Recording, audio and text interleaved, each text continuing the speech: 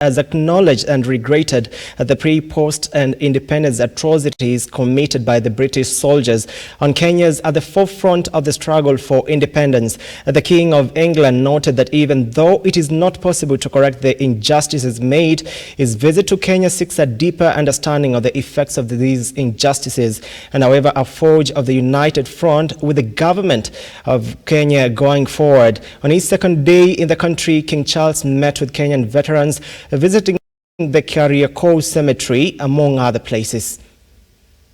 Mabibi na mabwana, hamjambo, niaje,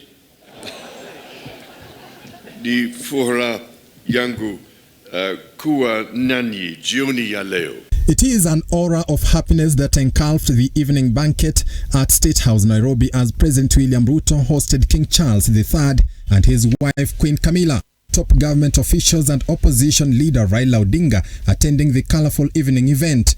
However, amid this happiness and exchange of diplomatic pleasantries hung a cloud of memories of the suffering of Kenyans who were at the forefront in the struggle for independence endured in the hands of British colonizers.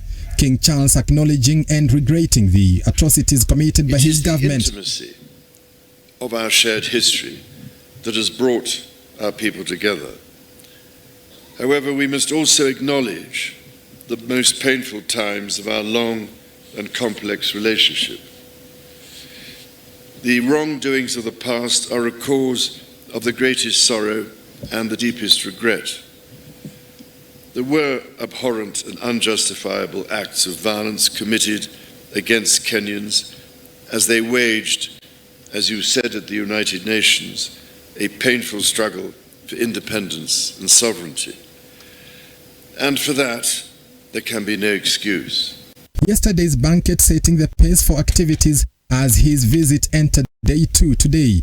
King Charles planning his activities to visit key areas that captured the historical injustices meted on Kenyans by his government. Although it has been indicated that Kenya and the United Kingdom are celebrating 60 years of diplomatic relations, this by no means implies that our peoples were total strangers before that.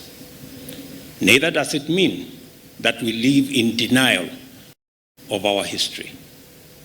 We cannot live as prisoners of the past. Neither can we go far into the future if we turn our backs on history and historical actions and omissions whose legacies encumber our present. In coming back to Kenya, it matters greatly to me that I should deepen my own understanding of these wrongs, and that I meet some of those whose lives and communities were so grievously affected.